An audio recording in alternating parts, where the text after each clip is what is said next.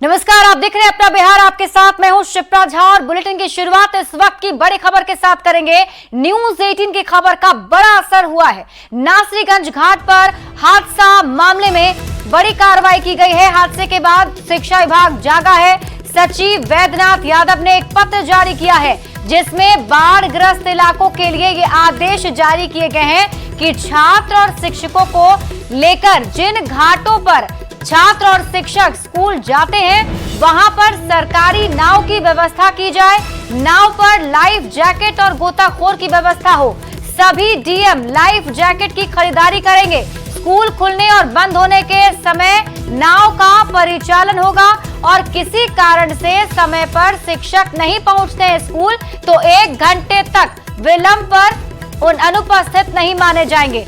आपको बता दें कि अब तक जो शिक्षक थे उनके ऊपर यही प्रेशर होता था कि उन्हें समय पर स्कूल पहुंचना है, नहीं तो वो एब्सेंट हो जाएंगे अगर उन्होंने अपना अटेंडेंस नहीं बनाया तो। लेकिन अब ऐसे में ये बड़ा फैसला लिया गया है जिसके तहत जिस भी घाट से स्कूल जाते हैं शिक्षक और छात्र, उस घाट पर सरकारी नाव की व्यवस्था होगी, लाइफ जैकेट की व्यवस्था होगी, नाव पर एक गोताखोर भी मौजूद होगा और इसके साथ ही सभी डीएम लाइफ जैकेट की खरीदारी करेंगे। और स्कूल जिस वक्त खुलेगा उस वक्त और स्कूल जब बंद हो उस वक्त सरकारी नाव का परिचालन होगा ताकि सुरक्षित शिक्षक और छात्र जो हैं वो गंगा नदी को पार कर सकें। और अगर स्कूल शिक्षक समय से नहीं पहुंच पाते हैं तो 1 घंटे तक का विलंब जो है वो माना जाएगा। अगर वो नहीं पहुंचते हैं 1 घंटे के अंदर तो वो अनुपस्थित नहीं माने जाएंगे। और गोपालगंज से आपको इस वक्त की बड़ी खबर बता दें, गायब हुई है 5 लड़कियां बरामद कर ली गई। पटना जंक्शन से इन सभी की बरामदगी की गई है। पुलिस ने एक महिला तस्कर को भी पकड़ा है। दिल्ली और कोलकाता में इन 5 लड़कियों को बेचने का प्लान बनाया गया था। महिला ने ब्रेन वॉश कर लड़कियों को अपने साथ भगाया था। मांझा थाना क्षेत्र से कल ही ये लड़कियां गायब हो गई थी। मानव तस्करी में कई लोगों का नाम भी अब सामने आ रहा है जिसकी तलाश पुलिस की टीम कर रही है।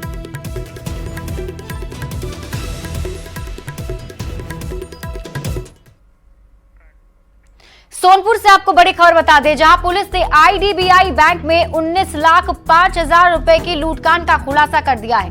पुलिस ने लूटे हुए कुछ कैश और हथियार भी जब्त कर लिए हैं। पुलिस ने 36 घंटे के अंदर ही इस लूटकांड का खुलासा कर दिया। एसपी ने बताया कि लूटकांड में शामिल 5 अपराधी फिलहाल पुलिस की गिरफ्त में हैं। उनके पास से 9,31,000 रुपए कैश बरामद किए गए हैं, जबकि एक आरोपी अभी भी फरार है।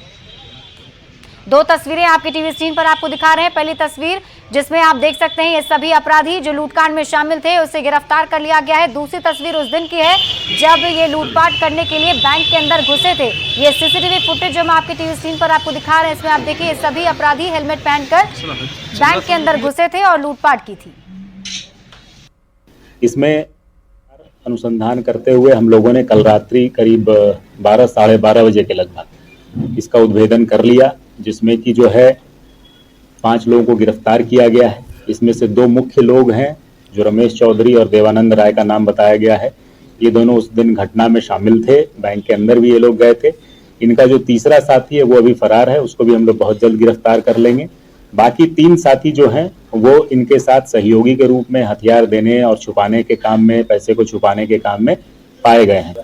9,31,200 रुपए अब तक बरामद हो चुके हैं और इसमें बाकी राशि के लिए भी हम लोग प्रयासरत हैं।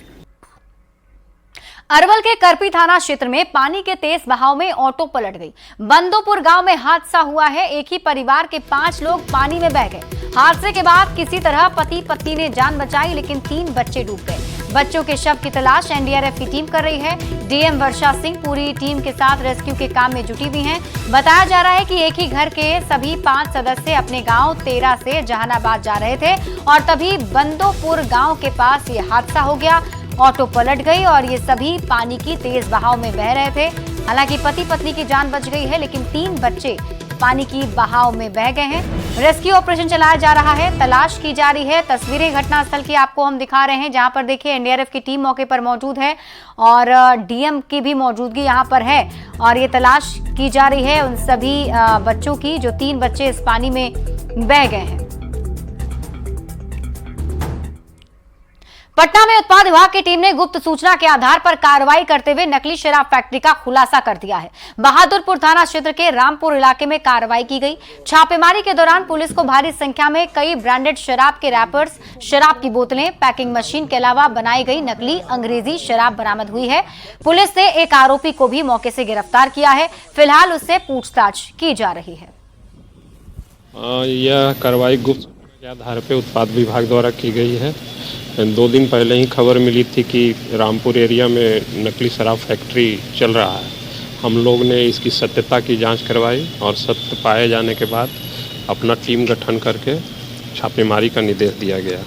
आज छापेमारी हुई है। छापेमारी में विभिन्न प्रकार के बोतल, रैपर और स्प्रीट और होम्योपैथिक दवा के नाम पे जो स्प्रीट मंगाया जा रहा था उत्तराखंड से, सब बरामद हुआ है। इसमें एक गिरफ्तारी भी है। गया के चर्चित डॉक्टर अभय नारायण राय से करोड़ों रुपए की ठगी का मामला सामने आया है। साइबर ठगों ने सीबीआई अधिकारी बनकर डॉक्टर एएन राय से बात की और उनके खाते से 4 करोड़ 40 लाख रुपए ट्रांसफर करवा लिए। ये पूरा मामला बीते 31 जुलाई से 5 अगस्त का है। डॉक्टर ने अपने अकाउंट से 5 से 6 अलग अलग ट्रांसफर किए हैं। डॉक्टर अभय नारायण को 31 जुलाई की शाम सीबीआई के नाम पर कॉल आया और उसने धमकी देते हुए कहा कि अगर वे पैसे ट्रांसफर नहीं करेंगे तो उनकी गिरफ्तारी की जाएगी। डॉक्टर ने घबराकर सारे पैसे उनके अकाउंट में ट्रांसफर कर दिए। पुलिस को जब इसकी शिकायत मिली तो उन्होंने बैंक खाते में 60 लाख रुपए होल्ड कर दिए। फिलहाल पूरे मामले की जांच के लिए एक टीम का गठन किया गया है। सिटी एसपी के नेतृत्व में एक टीम पूरे मामले की जांच में जुटी है। वहीं इस घटना के बाद डॉक्टरों में हड़कंप मचा है। मामले पर और अधिक जानकारी दे रहे हैं न्यूज 18 संवाददाता Alan Lily. Heart specialist doctor A N Rai इन दिनों ठगी के शिकार हो गए हैं। अभी हम मौजूद हूँ डॉक्टर एएन राय के क्लिनिक पर और यह क्लिनिक जो है गया के जेल प्रेस के एपी कॉलोनी के पास है और आप देख सकते हैं कि यही एएन राय का क्लिनिक है। आपको बता दें कि डॉक्टर एएन राय जो है तो उनका करोड़ की ठगी हो गई है और बताया जाता है कि उन्हें सीबीआई के द्वारा कॉल किया गया था, फर्जी कॉल किया गया था और उसके झांसे में जो है डॉक्टर एएन राय फंस गए हैं और झांसे में फंसने के बाद जो है वे लगभग 4 करोड़ 40 लाख रुपए जो है वो साइबर ठगी के अकाउंट में वो डाल दिए हैं। हालांकि जब 6 अगस्त को जब डॉक्टर को महसूस हुआ कि वो ठगी के शिकार हुए हैं तो वो तत्काल जो है गया के साइबर थाने में वो एक अज्ञात साइबर क्राइम के विरुद्ध जो है वो मामला दर्ज करा है। फिलहाल पुलिस का कहना है, एसएसपी का कहना है कि उनके फिलहाल जो अकाउंट में जो 60 लाख रुपए थे फिलहाल उन्हें होल्ड कर दिया गया है। फिलहाल पुलिस पूरे मामले की जाँच में जुट गई है और पुलिस का दावा है कि जल्द ही डॉक्टर एएन राय के जो पैसे जो गए हैं उसे रिकवर कर लिया जाएगा। एलन लिली, न्यूज 18 गया। और इस बीच आपको बड़ी खबर मोतिहारी से बता दें, जहां हरसिद्धि पुलिस को बड़ी कामयाबी मिली है। ढवी गांव से करीब 15 करोड़ का चरस बरामद किया गया है। 60 किलो चरस के साथ गांजा भी मिला है। 5 तस्कर की गिरफ्तारी की भी खबर है। तो बड़ी खबर आपको बता रहे मोतिहारी से, जहां बताया जा रहा है कि 60 किलो चरस के साथ गांजा भी पुलिस की टीम ने बरामद किया है और 5 तस्कर की गिरफ्तारी भी की गई है।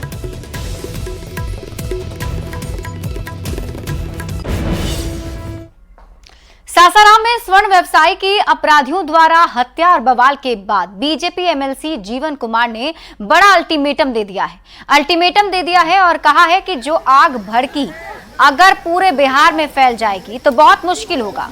उन्होंने सासाराम प्रशासन के साथ साथ डीजीपी से आग्रह किया है कि आपके रीजन में स्वर्ण व्यवसायी सॉफ्ट टारगेट रहे हैं। ऐसे में तुरंत कोई कड़ा कदम उठाया जाए और स्थायी निराकरण निकाला जाए ताकि आने वाले समय में कोई भी अपराधी स्वर्ण व्यवसायी को छू ना सके।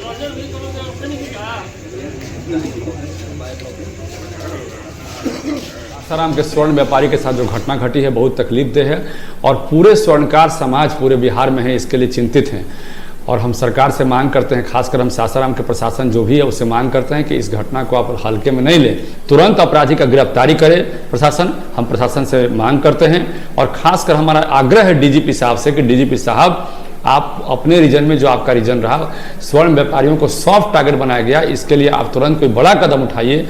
हमें पूरा उम्मीद है डीजीपी साहब से कि आप कोई बड़ा कदम जरूर उठाइएगा ताकि आने वाले समय में स्वर्ण व्यापारी को, स्वर्ण व्यवसायी को कोई छू ना सके। कोलकाता में जूनियर डॉक्टर के साथ रेप मर्डर मामले के बाद पूरे देश में गुस्सा है और जगह जगह लोग इंसाफ की गुहार लगा रहे हैं। दानापुर में गोल संस्थान में मेडिकल की तैयारी करने वाली छात्राओं ने कैंडल मार्च निकालकर पीड़ित को श्रद्धांजलि दी और 2 मिनट का मौन भी रखा। इस दौरान संस्था के असिस्टेंट डायरेक्टर रंजय सिंह समेत सभी कर्मचारी मौजूद रहे।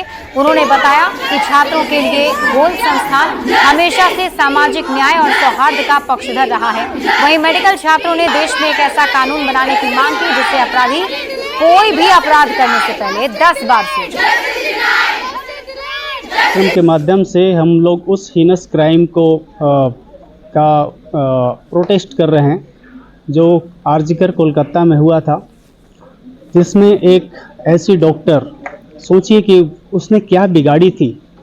वो 24 नहीं 36 आवर से लगातार हॉस्पिटल में लगातार काम कर रही थी, लोगों को बचा रही थी। लोगों को बचाने के क्रम में वो इस तरह से दरिंदगी का शिकार होती है।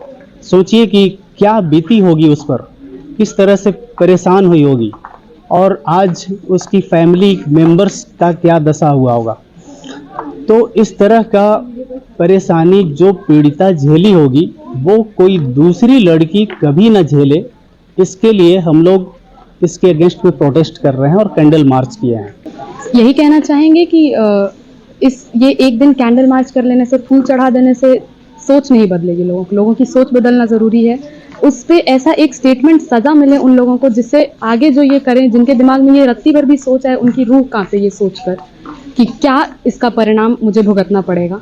ये चाहूँगी इंडिया की गवर्नमेंट से कि जल्द से जल्द इसके लिए वो एक्शन ले, बहुत ही स्ट्रिक्ट एक्शन ले कि हम लोग को फिर ये शर्म ना करना पड़े कि हम लोग ऐसे देश में रहते हैं जहाँ पे हम लोग को मतलब अपने जस्टिस के लिए इतना एफर्ट करना पड़े। यही बोलना चाहते हैं कि मतलब ऐसा जितना भी केस होता है कहीं ना कहीं हम लोग का भी गलती है, क्योंकि मतलब बहुत सारा केस होता है। पहले हम लोग 10 दिन 20 दिन 1 महीना एक्टिव रहते हैं, फिर धीरे धीरे हम लोग भी अपना घर मतलब उतना ध्यान नहीं देते। बहुत सारे पहले भी केस हुआ था, जेल हुआ, सब जेल से बाहर आ गए और हम लोग भी इग्नोर कर देते मैटर। ऐसे नहीं, हम लोग भी लड़ते भी है, तो हिंदू मुस्लिम पॉलिटिकल दिस दैट, इस सब पे जो मेन मुद्दा है इस पे कोई नहीं लड़ता। सब लड़ता है अपना फायदा देखता है, कोई ये नहीं देखता कि गवर्नमेंट क्या चाहता है, मतलब असली क्या टॉपिक होना चाहिए। स्पेशली अभी हम लोग के कंट्री में सबसे ज्यादा रिलीजन मुद्दा बना हुआ है। वहीं बीजेपी सांसद संजय जायसवाल ने भी कोलकाता में महिला डॉक्टर से हुए जघन्य अपराध को लेकर दुख जताया है।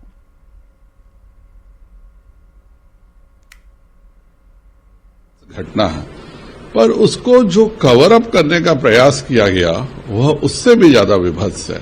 हम लोगों के घर की एक बेटी के साथ इतना दुराचार होता है, हत्या होती है, और सीबीआई इस बात को जब कह रही है कि 5 दिन में क्राइम सीन बदल दिए गए थे, जब यह बात हो रही है कि चीफ जस्टिस स्वयं यह प्रश्न पूछ रहे हैं कि 10 घंटे तक एफआईआर क्यों नहीं हुआ। बढ़ते आगे, बिहार में स्टार्टअप को बढ़ावा देने के लिए लेट्स इंस्पायर बिहार का अभियान लगातार जारी है। आईजी विकास वैभव की पहल अब रंग भी लाने लगी है। इसी अभियान के तहत 25 अगस्त को पटना में स्टार्टअप समिट का आयोजन किया जा रहा है। इस आयोजन में राज्य भर के 250 से ज्यादा स्टार्टअप शामिल हो रहे हैं। संस्था से जुड़े आईजी विकास वैभव का कहना है कि लेट्स इंस्पायर बिहार के अभियान का मकसद 2028 तक बिहार के हर जिले में ऐसे काम से कम 5 सफल स्टार्टअप की स्थापना करना है जिसमें 100 से ज्यादा व्यक्तियों को रोजगार देने की क्षमता हो। स्टार्टअप समिट का उद्घाटन बिहार के उद्योग मंत्री नीतीश मिश्रा करेंगे। वहीं केंद्रीय एमएसएमई मंत्री जितन राम मांझी बतौर मुख्य अतिथि शामिल होंगे। इससे पहले पिछले साल 23 दिसंबर को नई दिल्ली के एनडीएमसी सभागार में बिहार एट 2047 विजन कॉन्क्लेव में स्टार्टअप को लेकर लक्ष्य निर्धारित किया गया था। कुछ कर रही है, अब बताने की जरूरत नहीं रह गई है, लेकिन स्टार्टअप को लेकर एक बहुत अच्छी सोच आईपीएस अधिकारी विकास वैभव जी के मन में है। क्या कुछ करने जा रहे हैं 25 अगस्त को? देखिए, लेट्स इंस्पायर बिहार में हम लोग चाहते हैं कि बिहार के युवा स्वरोजगार की ओर आगे बढ़ें, उद्यमिता की ओर आगे बढ़ें और बिहार में स्टार्टअप्स की क्रांति आए।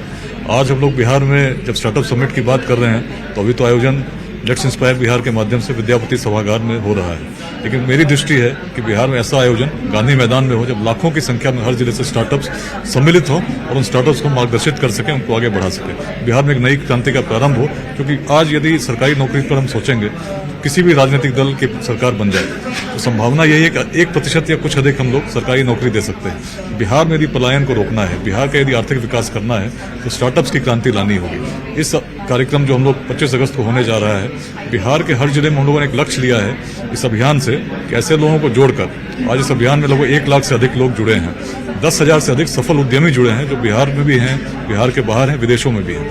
इन लोगों को जोड़कर हम लोग अपने युवाओं को मार्गदर्शन देने का प्रयास कर रहे हैं। इसमें 2028 तक 5 सफल स्टार्टअप हर जिले में ऐसे बने जो 100 से अधिक लोगों को रोजगार देते हैं। इसका हम लोग प्रयास कर रहे हैं। इसी क्रम में ये स्टार्टअप समिट आयोजित होना है और इसमें सभी जितने भी लोग इससे जुड़े हैं उद्यमिता के क्षेत्र, उनको हम लोगों ने जोड़ने का प्रयास भी किया है। और इस कार्यक्रम में सहमति भी हमें माननीय मंत्री भारत सरकार जीतन राम मांझी जी की मिली है मुख्य अतिथि के रूप में, और माननीय नीतीश मिश्रा जी जो बिहार सरकार के उद्योग मंत्री हैं उनकी भी सहमति मिली है। इसका अंतिम उद्देश्य क्या है? बिहार का उज्जवल भविष्य हो, 2047 तक एक ऐसा विकसित बिहार बने जिसमें शिक्षा, रोजगार, स्वास्थ्य के लिए किसी व्यक्ति को बाहर जाने की आवश्यकता नहीं हो। इसी के लिए हम लोग काम कर रहे हैं। लेकिन लेट्स इंस्पायर जैसी संस्थाओं की बेहद कमी है। आप जो संस्था है, ऐसे और संस्थाओं की जरूरत नहीं महसूस होती आपको बिहार में? लेट्स इंस्पायर बिहार का अभियान है। अभियान कोई एक संदेश के साथ है, इसमें हर संस्था, हर व्यक्ति को हम लोग जोड़कर प्रयास कर रहे हैं। बिहार के हर गांव के हर जन तक पहुंचने का प्रयास कर रहे हैं और प्रयास दृष्टि बदलने का है। बिहार की युवा शक्ति को प्रेरित कर रहे हैं और एक बड़ा मंत्र है उद्यमिता, जिसकी क्रांति हम लोग लाना चाहते हैं। तो बिल्कुल जो संकल्प है लेट्स इंस्पायर का, निश्चित तौर पर अगर इसी तरीके से अभियान चलता रहा तो वह दिन दूर नहीं जब आजीविका विकास वैभव कर रहे हैं कि गांधी मैदान में हम एक बड़े ऑर्गेनाइजेशन, एक बड़े कार्यक्रम की रूपरेखा तैयार कर रहे हैं और तब स्टार्टअप को एक नया स्वरूप भी और नया आमम भी मिल सकेगा। निश्चित तौर पर देखना होगा आने वाले दिनों में लेट्स इंस्पायर के साथ कितने और लोग जुड़ते हैं और किस तरीके से इनका अभियान सफल हो पाता है। कैमरा पर्सन अजय दुबे के साथ संजय कुमार, न्यूज 18 पटना। और यहाँ रुकने एक छोटे से ब्रेक के लिए जल्द लौटते हैं वापस।